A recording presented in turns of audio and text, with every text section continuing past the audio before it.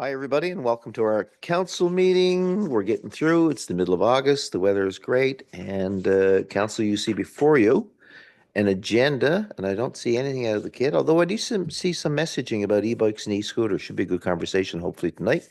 So to adopt the agenda, I need a motion and moved by Councillor Fry. Thank you. And second by Deputy Mayor Locke. All in favor? Aye. Those opposed? And that's carried. In recognition of the City of Mount Pearl's commitment to foster respectful and collaborative relationships with Indigenous peoples here in the City of Mount Pearl and beyond, we hereby acknowledge that the land on which we gather is the ancestral and unceded territory of the Beothuk and the Mi'kmaq. Mount Pearl and the broader metro region continue to be home to diverse Indigenous peoples, including First Nations, Inuit, and Métis. One set of minutes there, an action report from July 26th. Before we discuss any business arising, Council, I need your approval for these minutes. So any errors or omissions? All good? Everybody good? All right, calling for a motion. Moved by Councillor Rice and seconded by Councillor Anto that we approve those minutes. All in favor? And opposed? And that's carried. Business arising, please quote the number in the minutes or the action report. No business arising tonight. There is no proclamations. There's no presentations or correspondence, but we do have corporate services. And I believe taking the lead there would be Councillor Antle. All yours. Thank you, Your Worship. Now we have to pay our bills. We have a lot of work on the go in the city. And the first one is our payment register for August the 18th, 2026, and for the payment register for July 1st to the 31st, 2026 for a total of $4,572,818.56, and the purchase card report for May 28th, 2026 to June 25th, 2026 for a total of $445,060.59. And if you look at your kit there underneath the items to pay, there's a few large ones there, one in particular for Dexter Construction for $797,000. That's up there on Jackman Drive. And there's three there for the City of St. John's for our regional services, and they total for $700,000 or thereabouts. And you can see in your kit, and they're all good, and I so move. It is moved by Councillor Antle and seconded by Deputy Mayor Locke. Any questions? Hearing none, I'll call for approval of the payment register and purchase card report. All in favor? Contraminded? Thank you. Carried. And number two, it has to do with professional development. And, you know, with professional development, like I stated there last 2 weeks ago, it's so good for us to be able to travel around to different parts of the country to see what other communities are doing, other councillors are doing. And this one has to do with economic development, and it's for myself. And the Economic Development Association this year is going to be held in Moncton from September the 14th to from September 14th to 17th, 2026. And I so move. Thank you for the motions, Councillor Antle, Deputy Mayor Locke. This is accordance with policy, and even though it's not routine, it is routine, but it does come to this table for approval. All in favor? And those opposed? And that's carried. Thanks. And for our next professional development, and this is really good to see, it's for Deputy Mayor Locke for the Atlantic Planners Institute, and this is held in PEI, and it's really good to get together with other planners, and I'm sure our planners will there. This is a great conference to take effect, and it starts from October 7th to 9th, 2026, and I so move. Again, moved by Councillor Antle, seconded by the Deputy Mayor. All in favor? Opposed? And that's carried as well. And number four is a professional development request. This is for the mayor and the deputy mayor and all councillors, I would think. Well, no, I'm sorry. It's for Councillors Fry and Antle. And this is for MNL here in St. John's. Right. And this is a great conference, November 5th to the 7th. And we're very lucky to have the Vice President of MNL here in our chambers, Isabel, Councillor Fry. This is a great opportunity for us to chat with other councillors, and this goes from November 5th to the 7th, and I so move. Again, moved by Councillor Antle, second by Deputy Mayor for these four members of our council to go to MNL in the fall. All in favor? Opposed? Carried. Thanks.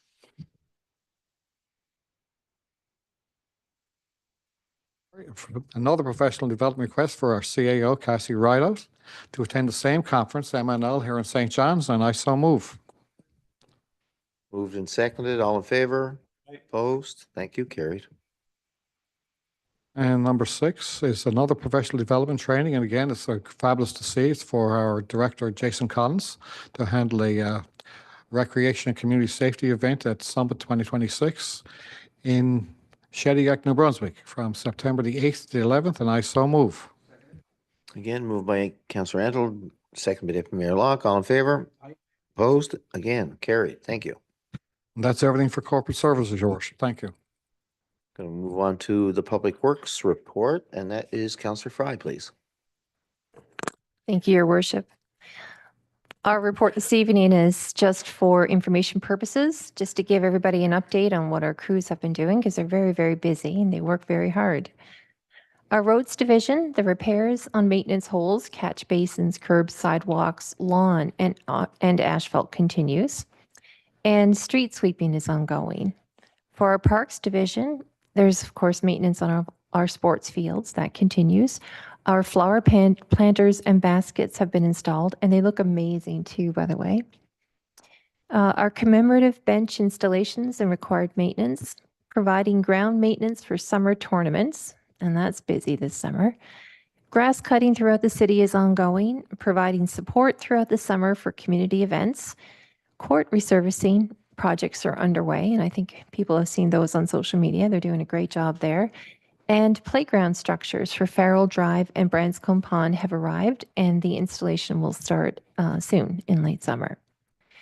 Our fleet division is ongoing service and maintenance, and our UTM division, of course, have their general calls, their water and sewer repairs, leak detection, which is always important, fire hydrant inspection and maintenance are ongoing, the water main valve servicing and exercising, the lift station inspections and maintenance, catch basin and storm sewer cleaning.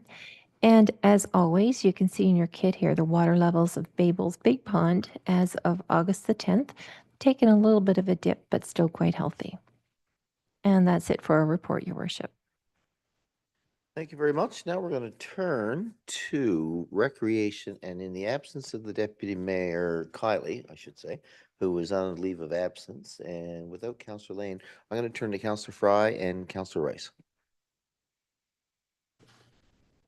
Always happy to talk about our recreation department. Okay, so we have a request for milestone funding for an event for Ladies Auxiliary Knights of Columbus for their 50th anniversary. And they're planning on having an anniversary dinner. Be it resolved that the requested funding of $3,500 through milestone event funding be released to the Ladies Auxiliary Knights of Columbus once all receipts have been submitted for their 50th anniversary celebration dinner on October the 24th.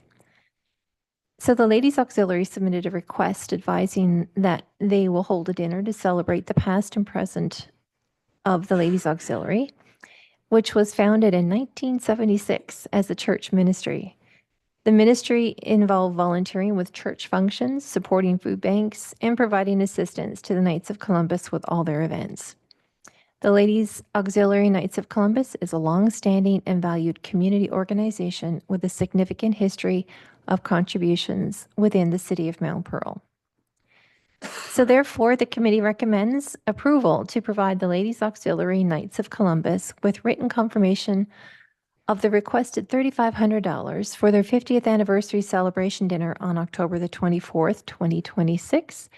And furthermore, it is recommended that the funds approved by council, $3,500, be released once all receipts have been submitted, ensuring the cost of the event is or exceed the requested amount. And I so move. Thank you. Moved by Councillor Fry, seconded by Councillor Rice. Any comments? Coming out of policy, over to you, Councillor Antle. Just a quick question. I'm a member of Knights of Columbus. Am I in a conflict on this, Your Worship? Thank you. Only if you are on the executive of the Ladies Auxiliary. I'm not, so I guess I'm good. Thank you. Further? I'll call the question then. All in favor? And those who are opposed? None? Thank you. Carried. Finally, for the Recreation Department is just some information notes here. Information for the attention and consideration of council and the public.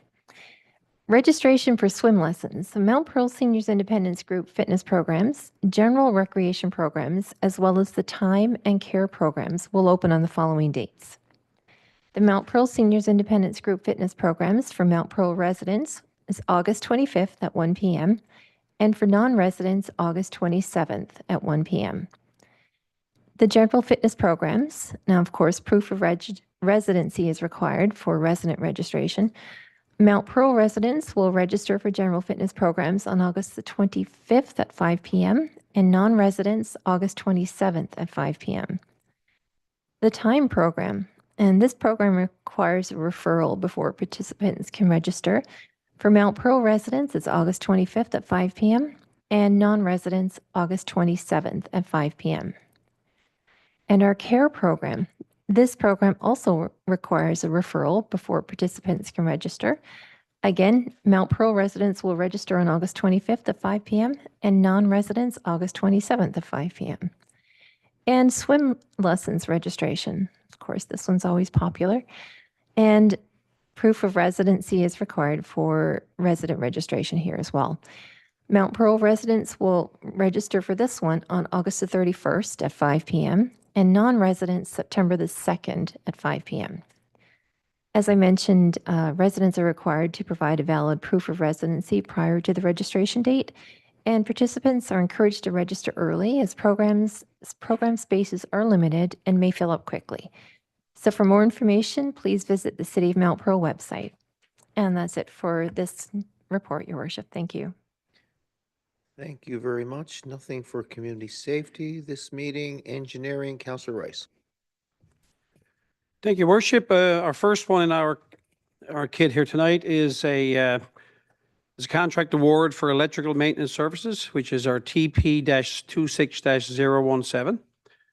So the council approval is requested to award the contract for electrical services. This approval will allow the city to engage in preferred proponent to complete electrical maintenance and services throughout the city. The tender for the electrical maintenance services, TP-26-017, closed on July the 27th, 2026, and 4 bids were received. The lowest qualified bidder was Pro Circuit Electrical Incorporated for the bid amount of $129,375, HST included. So this contract is for the initial period of 3 years from September the 1st, 2026 until August the 31st, 2029. The city reserves the right to extend the contract by increments of 1 year for a period of up to not more than 2 years upon the same terms and conditions provided both parties agree. So Planning, Engineering and Development recommends that the contract for electrical maintenance services TP-26-017 be awarded to the lowest qualified bidder, Pro Circuit Electrical Incorporated, for the bid amount of $129,375, HST included, for the period of September the 1st, 2026 to August the 31st, 2029, with the right to extend the contract by increments of 1 year period for the period of not more than 2 years, and I so move. Moved by Councillor Rice and seconded by Councillor Antle. Any questions? 3 to 5 years. It's like a sentence, but it's a tender. All in favor? Those opposed?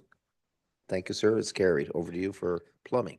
Thank you. Our second one is our contract award for plumbing maintenance services, TP-26-018. So this one, council approval is also a contract required or requested for the plumbing maintenance services. This approval will allow the city to engage in a preferred proponent to complete the plumbing maintenance and services throughout the city.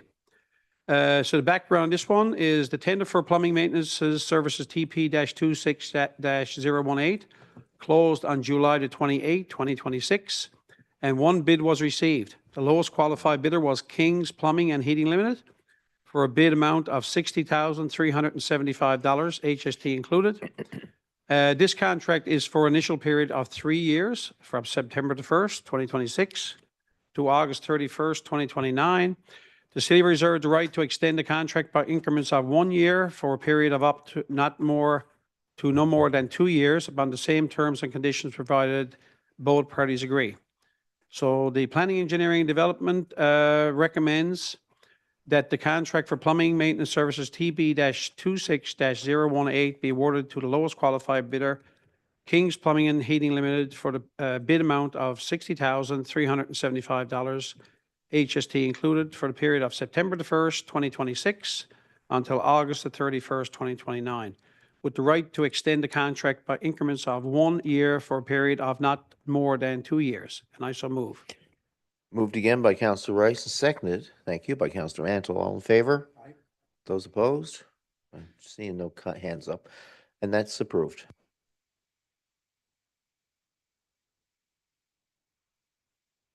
Our third one is our adoption of the National Building Code 2025 Part 9, the energy efficient requirements.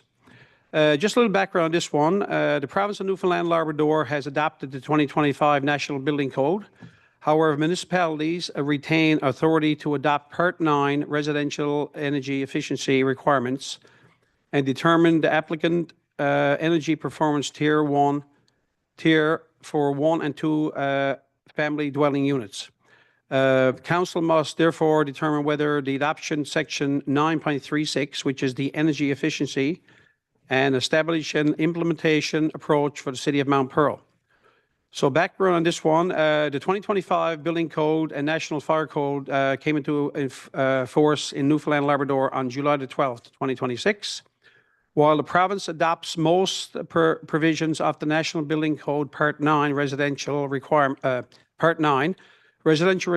related to 1 and 2 family dwellings remain subject to municipality adoptions.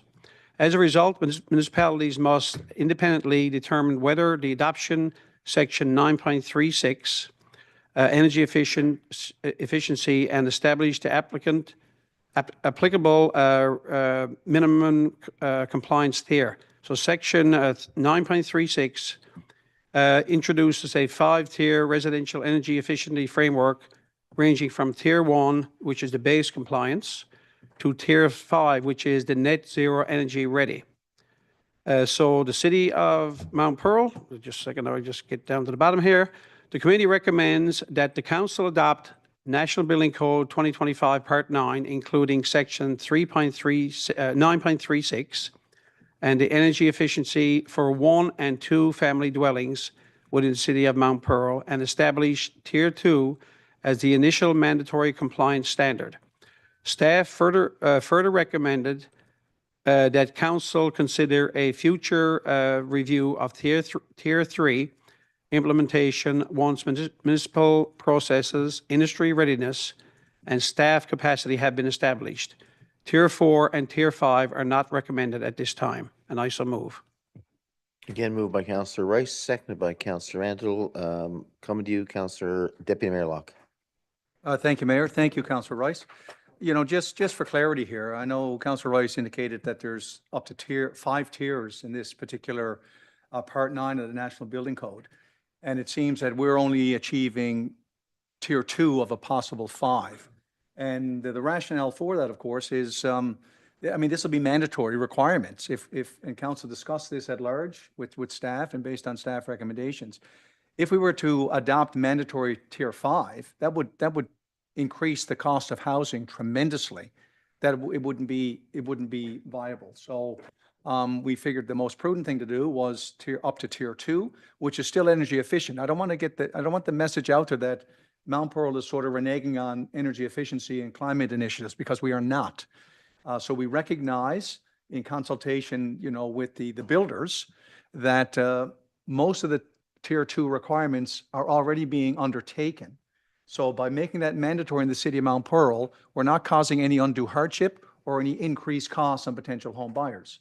With that said, we have committed to review the requirements for tier 3 in consultation with the builders and the experts in the field and our staff, and maybe we can move to adopt that in the year to come. So I just wanted to make that point of a clarification there, Mayor. Thank you. Yeah, good stuff. Director Batt, are we one of the first to do this? And how far ahead of everybody else are we? I think it's a good thing, as Councillor or Deputy Mayor Locke is saying, but I'm glad to see the initiative being undertaken by you and your department. Yeah, I'm not sure if we're one of the first, but there's conversation around municipalities on Northeast Avalon, what approaches are being taken. At a staff level, we've been coordinating back and forth on where we believe is the appropriate path. That's been communicated to the other municipalities as well. But as Councillor Locke said, Tier 2 is not far off from what we're already achieving with most modern homes. So that's a good place to start with, ambition to move forward as we understand the process more. Would this apply to renovations, or is it just new builds? How does that carry itself through the processes? It is primarily new builds. A renovation would have to classify for a certain area to be renovated in order to comply. Otherwise, it will be, let's say, grandfathered under prior building codes. No, Councillor Antle, and then you, Deputy Mayor. Sorry about it. No worries. Just a quick question. I notice this comes in effect in the province July the 12th. When is it effective for the city of Mount Pearl, and does the builders get a notification? Thank you. Yeah, so after it's been adopted tonight, it would be into effect. However, we would give a grace period and a notification period to developers and contractors before we roll it out officially. I'm expecting probably late fall to make it a mandatory compliance criteria. It'll give us some time to get our forms and policies in order to check to make sure this is being achieved. Thank you, Director. It just spurred a question, Mayor, based on your question earlier. I know we give out grants for people to upgrade, put in subsidiary basement apartments. And I'm just thinking back to past years, if people wanted to, if they had their apartment deregistered and they wanted to register it again, they'd have to upgrade it to existing standards. So would that apply to the funding that we're giving, the grants that we've been giving out under the Housing Accelerator Fund? They would have to meet this new building code or this national building standard here? Or is that just egress? I believe they would have to meet that as well, but it's not an onerous standard to meet. Tier 2 is fairly basic with most modern homes. Further thoughts, anybody or everybody? Hearing none? I'll call the question then. All in favor? Opposed? And we've adopted it. Thank you. Thank you. Our next one is I want to give an update on our capital work projects as it's happening around the city. So this is just for information purposes only. So Farrell Drive Pump House upgrades, construction is ongoing on that project, is around 80% complete. Our 2025 concrete works construction is around 99% complete. Work is ongoing. Our White Boulevard upgrades construction is 85% complete on that project, and work is ongoing up on that project. Our sewage lift station, which is on Mount Carson Avenue, construction is ongoing on that one. That one is around 99% complete. Jackman Drive upgrades, if you've been over in that area, you can certainly see that they're moving along with that project, and that one is around 80% complete. Work is ongoing. Our Water Tower Access Road construction is 85% complete, and work is ongoing on that project. Our water storage tank, which is our design build construction, is 64% complete. Work is ongoing on that project as we speak. Our T-Rail crossing, Commonwealth Avenue, construction is 85% complete. Work ongoing, and hopefully have that open up within the next couple of weeks. Our 2026, our 2028 street markings is 85% complete. Work is ongoing on that project as well. And our 2026 asphalt services, work is expected to start in August of 2026. And that's it for that one project. For that report. Councillor Antle might have a question there. Councillor Rice? Yeah. Just a quick question. I'm sorry because I get this question almost daily, and you know what I'm going to ask. I think Councillor Rice said it though. The Trailway crossing is at 85% complete. You said in a couple of weeks, so we think we'll have it done before September 1st. All right. I know it's almost there.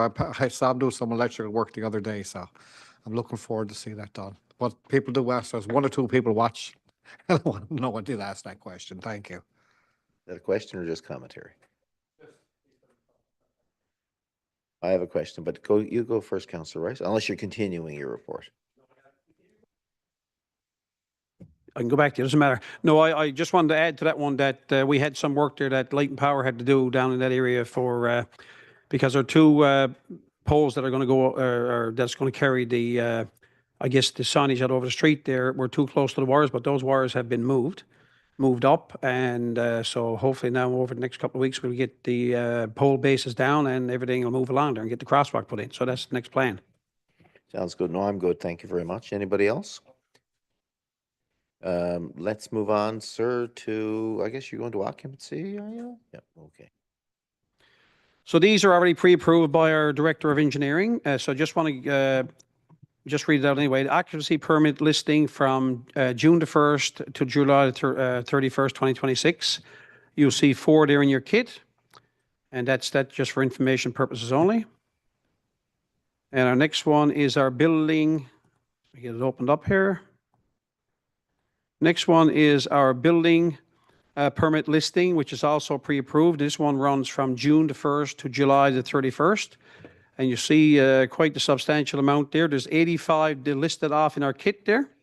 And they range in from accessory buildings to patio decks, verandas, basically, home round. Most of these are actually that are renovations or I guess they're putting new decks on, verandas, exterior renovations around their homes. As you know, Mount Pearl is an aging city, so we got retaining walls and fences being repaired. It's nice to see actually residents keeping up their properties in the city. We got a certain standard here in the city, and it's nice to see these 85. And I'm encouraging every time you're always got residents asking, so you got to put in a permit for that, right? And, you got to put in a permit and get it approved before you do it. If that's a new shed, extension to a house or fence, retaining wall, or anything that's to do with your property, you need to get a permit. And that's it for our report. Thank you, Your Worship. Okay, thank you very much. We're going to go to Planning and Development, Deputy Mayor Locke. Thank you, Mayor. 3 items here. The first is stop development order confirmation.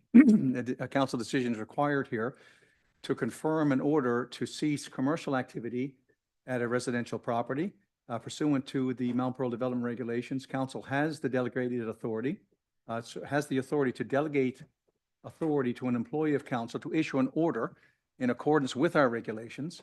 And this order is required to be confirmed by a majority of council at the next public meeting. On July 23rd, our Director of Planning, Engineering, Development issued the attached stop development order pursuant to a delegated authority resolution of council. So here we're just recommending that council confirm the order to cease an unpermitted automotive-related business, and this activity is taking place at 20 Gadwall Place, and I so move.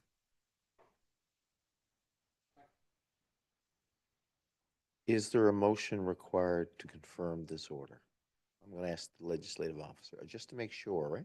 I think so. Because if we delegated the authority to the director, it still has to come here. Okay, just making sure. Yep. I'm going to need Councillor Fry, I think, to second that.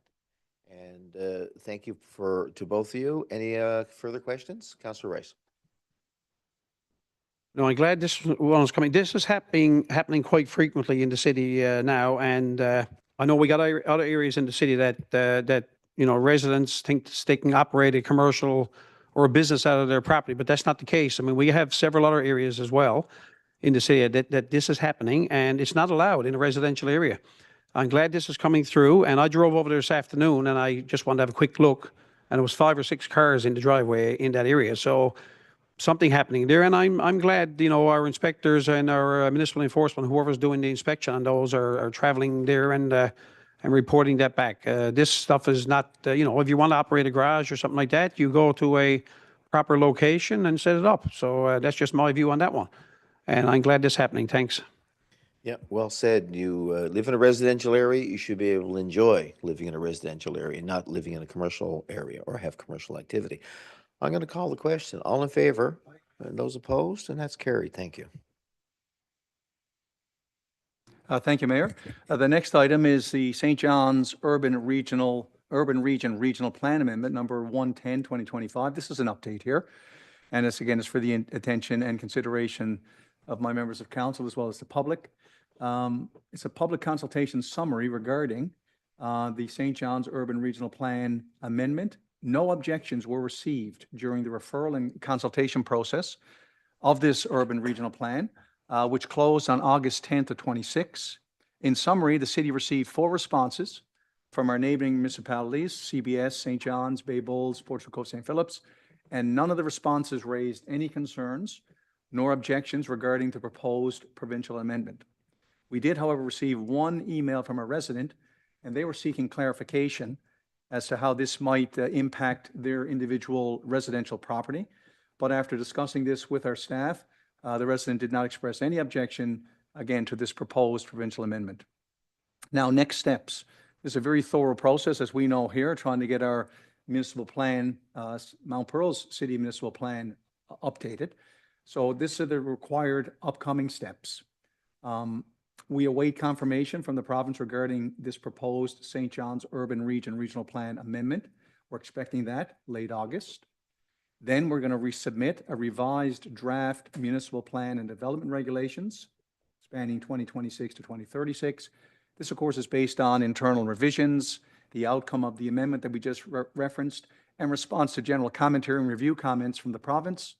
So we're expecting this by mid-September.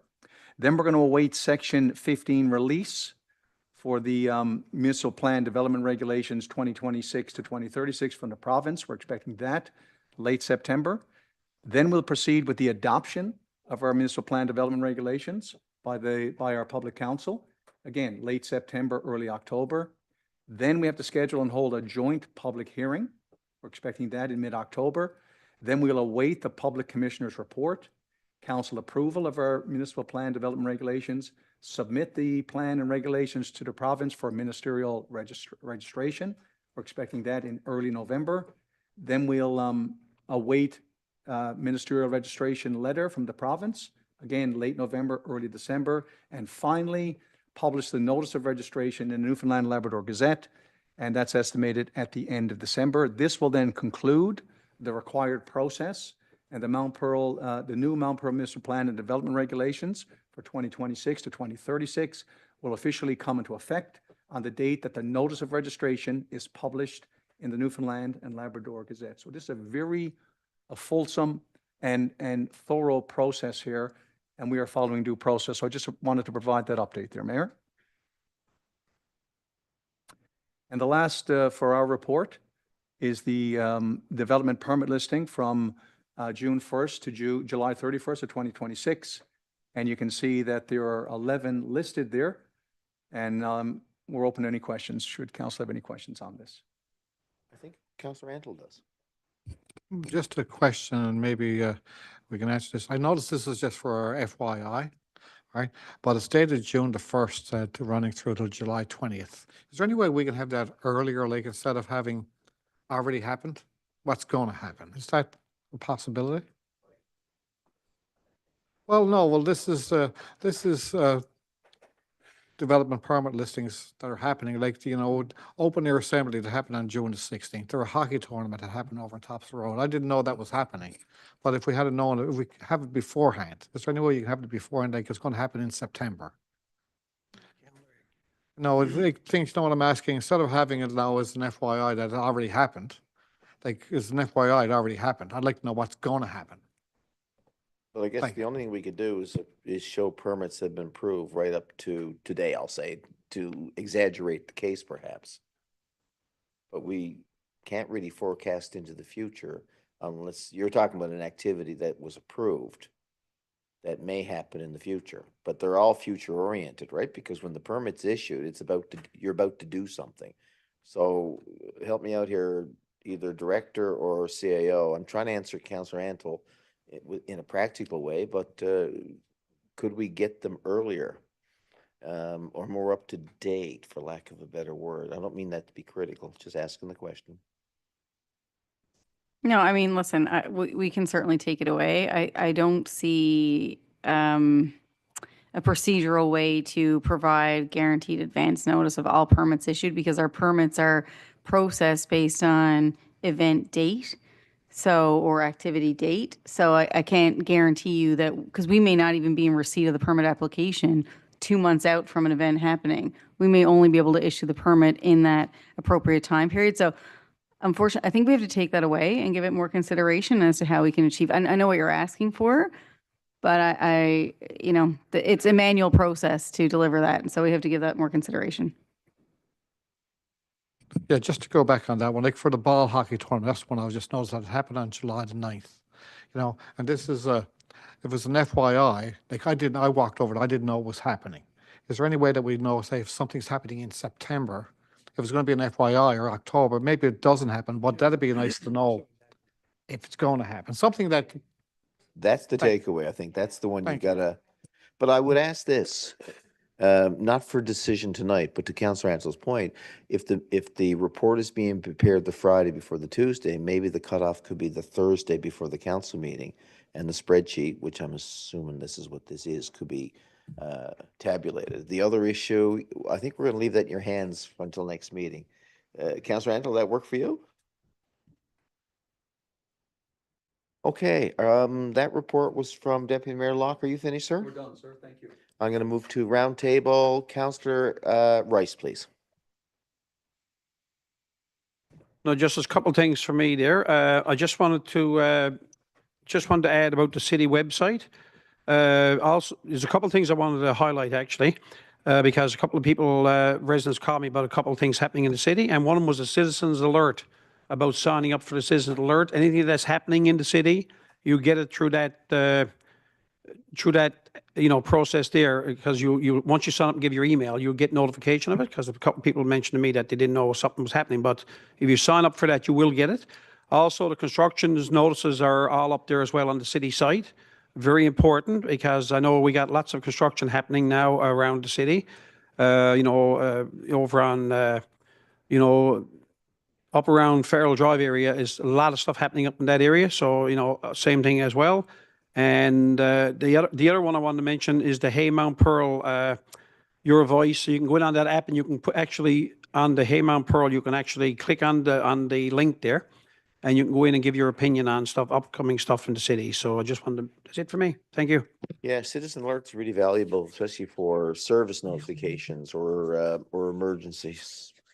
Okay, so thank you, Councillor Rice. Over to you, Councillor Fry. Thank you, Mayor.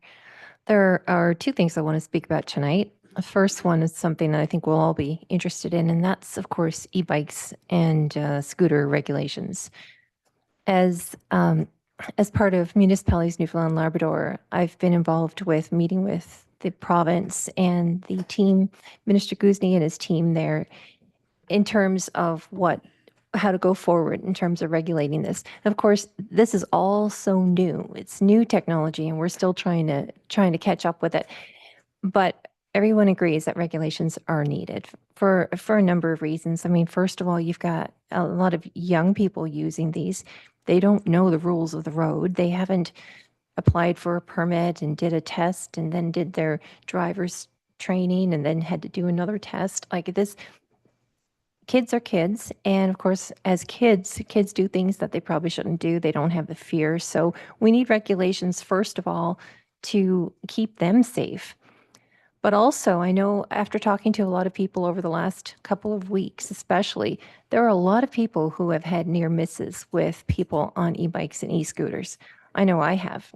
And I can't imagine if I had hit somebody. I mean, I would never be the same again. It was, that's something that stays with you. So we also, of course, need to protect the drivers as well. So I think we're moving in the right direction. I'm so impressed with Minister Guzny and his team. I believe they've taken this very seriously, and they've done a lot of consultations and a lot of research, and that's including with e-bike manufacturers, and I've learned a few things about that too. So the province has now launched a public engagement survey, and this is focused on strengthening road safety, including the regulation and safe operations of e-bikes and e-scooters. So I encourage people to go into that site and participate in the survey and share their views on how road safety can be improved for all users. And I do believe that we're going to get a lot of similar things, like a lot of repeat things, but there's probably going to be one or two of those little gems in there that's going to make a difference. So everybody's views are important there. And the survey can be found at engagenl.ca. And this stems from growing public discussions across the province regarding e-bike and e-scooter safety. and includes concerns raised by municipalities, residents, and law enforcement. So, of course, the City of Mount Pearl will also complete a survey as it's open to municipalities as well as the general public. And I'd strongly encourage people to have their say. And this is new. It's kind of like when seatbelt regulations first came in. You know, nobody wanted it, but now it just keeps us all safe, and it's just a habit. So we're at a place now where this is coming into play, and it's something that people should have their voices heard. So that's one thing I wanted to talk about there. I don't know if anybody else wanted to comment.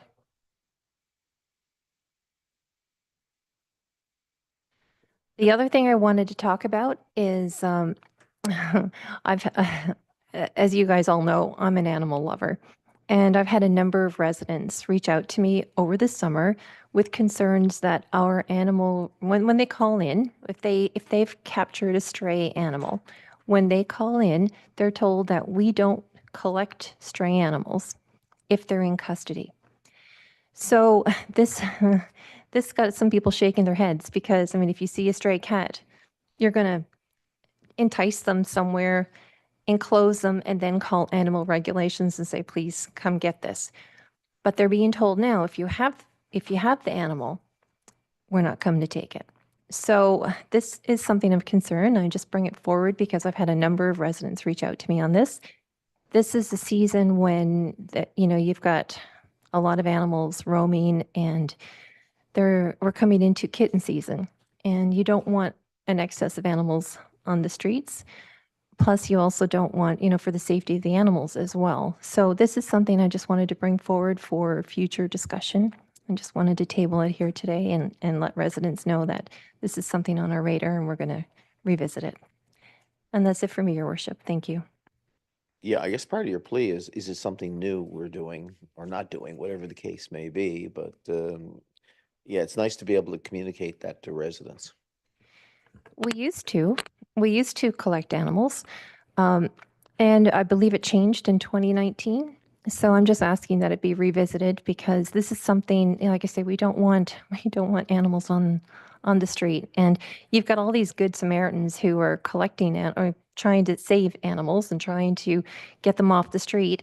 And if people won't come and if our bylaws say that we won't go collect them, what are they going to do with them? Put them back out on the street.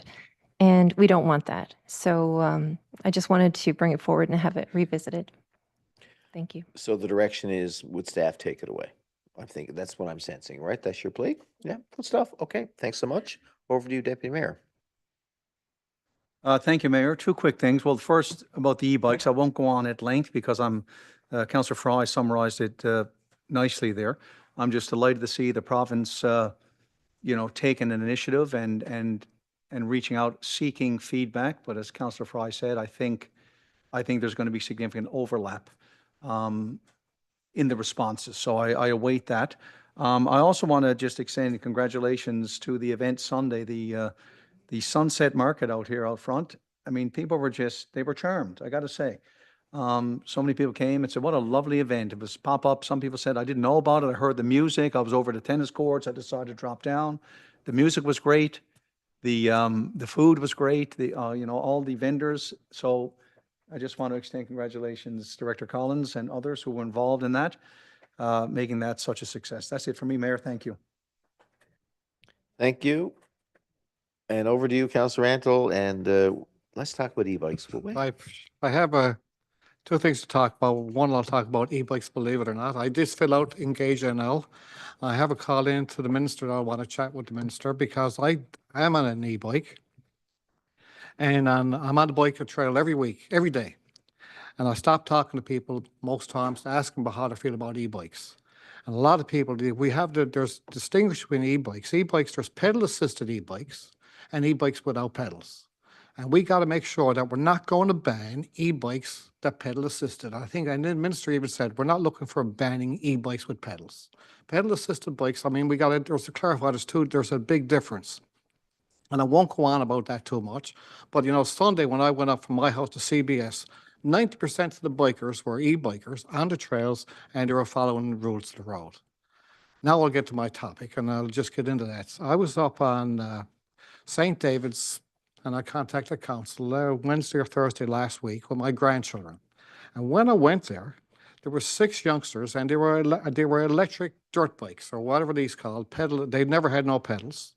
And they were going across St. David's Field in the parkway, and I'd say they were doing 40 or 50 kilometers an hour. They were flying. I mean, there was youngsters all over the field. My youngsters were there. My grandchildren were there. There was other children there playing. Our Parks and Rec were playing with their kids. I contacted our CAO, and I said, this is terrible. I mean, we have to do something. So I chatted with other parents while I was there, and a lot of people don't realize that these e-bikes without motors are not legal here in the city of Mount Pearl. They can be confiscated. So one of our MEOs came by, and I chatted with one of our MEOs, and we talked about this. Like, they can confiscate these bikes. I think what we have to do is let parents know, like, right up front, they're illegal in the city of Mount Pearl, and we can confiscate them. They're in our bylaws. We had them sent out today, that our bylaw states that we can confiscate motorized vehicles within the city of Mount Pearl. And e-bikes without pedals can be confiscated.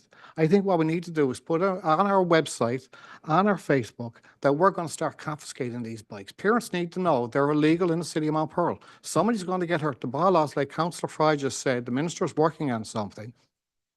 But our bylaws are already in the city. Our MEOs can pick up a bike and confiscate that bike. Now, as regards to scooters, I don't know how the scooters work, but the scooters are just as dangerous. If they don't have pedals, someone's going to get hurt on these bikes. But right now, we already have the bylaws in our city that we can confiscate the bikes. I think what we need to do is put out some kind of notification within the next 30 days or next 2 weeks. We're going to start confiscating. And I think that will stop people from using it. Parents don't know that they're illegal. Yeah, I was up in Costco a couple of days ago. They're selling scooters now for, I won't say the price, but they're selling, people are buying them all over the place. Parents need to know they're illegal in the city of Mount Pearl. And however we do that, if we can put a sign on the beginning, we have signs all the time. Yeah. And anyhow, that's me on e-bikes. Anybody else? You're very passionate. You're a bit of a cyclist from what I understand. I'm on the e-bikes. I talk to lots of people in the city, right? You know, my age are on the e-bikes, and I put on the Engage and I sign my name, and I said, you can give me a call. I talk to e-bikes. You can go down on the trail, like that's why I'm on that crosswalk, and I talk to people on the e-bikes. And I stress that I think any of us are we don't want to ban e-bikes. Pedal-assisted e-bikes are safe. It's the speed, and these motorized dirt bikes have to be banned, and we have the laws in place to confiscate them. And that's my rant on that one. Unfortunately, we don't. Well, it depends on the classification. Electric dirt bikes, these little guys that go, you know what I mean? Like the old Yami, remember the old Yamis? They are classified as off-road vehicles in the city of Mount Pearl, and they are enforceable. Right now, e-bikes with pedals and e-scooters are permitted within the city because to see a sign doesn't always define what the regulation is, and the regulations don't necessarily back that up. And we're trying to coordinate with the province, and I got the CAO, and I saw the corner of my eye, Deputy Mayor Locke. Can you expand on that? Because I know we had some notes done up, but Councillor Ann is right. Speed is the issue. I'm not sure I agree with him on the pedal assist bikes, but e-scooters and e-bikes, it's free range, unfortunately. Is that a fair statement? Unless we ban them specifically just from our infrastructure. Listen, no doubt that this is a topic of interest, particularly with the news as of late. So the city is working on a submission outlining many of the concerns raised here today. But the mayor is right. It's very clear legislatively in our own regulations around e-bikes without pedals because they don't have they cannot operate on a propel assist. So we do have regulation to support that. We do not have the support of regulations for e-scooters or e-bikes. And so at this point in time, any enforcement is limited in terms of what we can do as a municipality. So we have to work with the province. We have to govern. We have to work from a governance and advocacy perspective to find a path forward on that. So we're doing what we can. We are enforcing the regulations that are within our control. So for example, helmets are required under our current regulations, and our municipal enforcement team have been enforcing helmet regulations and requirements more so. And Director Collins has given this direction to his team. to ensure that we are working with youth for e-bikes, e-dirt bikes, sorry. It is all very complicated, but for e-dirt bikes, we have given the direction to our enforcement team to confiscate where appropriate.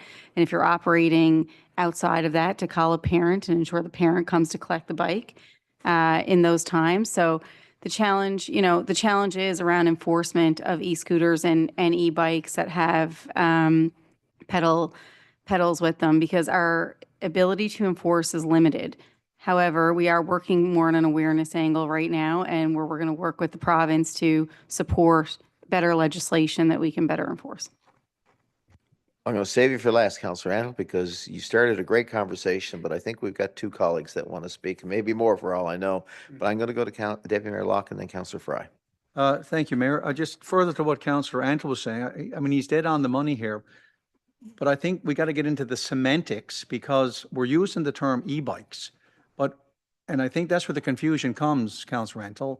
It's the e-motorcycle that we're concerned about, because I know, I mean, I was reading here today some information that was sent to us about micro-mobility devices. And then the examples that were given here, e-bikes, pedal assist bikes, e-scooters, electric skateboards, and segways. But to me, what distinguishes an e-bike from a pedal assist bike? In my mind, they're the same. It's the e-motorcycles is what I think what you're referring to here, right? But, or electric dirt bike, right? But, you know, a bicycle, the pedal assist is what we permit. As long as you got pedals that you can propel with your feet, that's what's permissible. Of course. And I said that a couple of weeks ago, that I'm on the trail sometimes, and people on, mountain bikes that aren't electric, they're exceeding the speeds on our trails. So, but we need to, and I'm sure the province is going to do this, they need to clarify, to your point, Councillor Randall, so that parents know what's legal, what's not legal in the city of Mount Pearl. Thank you, Mayor. Councillor Fry. Councillor Rice, are you next in the queue, or are you going to wait? You're going to pass for now. I think it's all being discussed. Councillor Fry and then Councillor Randall. I just wanted to add, because there was one thing that I learned this week. These scooters, the ones that kids have, they come in from the factory set at 30 kilometers an hour. That's what is recommended, 30 kilometers an hour. But apparently there's a way you can, I don't know, YouTube it or something, and this is what kids are doing. There's a way to override that 30 kilometers an hour. So now you've got these scooters that should be going 30 kilometers an hour, and they're going much, much faster. So that's one of the things that we need to keep in mind too when you're talking about speeds and e-scooters. Like you've got the ones from the factory that are 30 kilometers, and then others that can go much faster. I also wanted just to I think CAO Rideout hit the nail right on the head, because in terms of regulation, we need provincial regulation. We need to keep it consistent across the province, across municipal boundaries. And by having provincial regulation, that will help in terms of enforcement and giving more clout to enforcement. And that's all I just wanted to say. I was fascinated about I was down at the e-bike shop, and they have what they call moto bikes or something, and they look really amazing. There was one there like $20,000. But there's the technology is there. And something else that he said that I found was interesting too. He said, this is new here, but tourists come and they want to rent these bikes because they're so used to having them in other parts of Canada that when they come, they know how to use them, and that's their mode of transportation. So we're just a little bit, a little bit later getting it here, but it's like the Cabbage Patch effect. One kid gets it, everybody else wants one. Right? Now you're dating yourself. Yeah.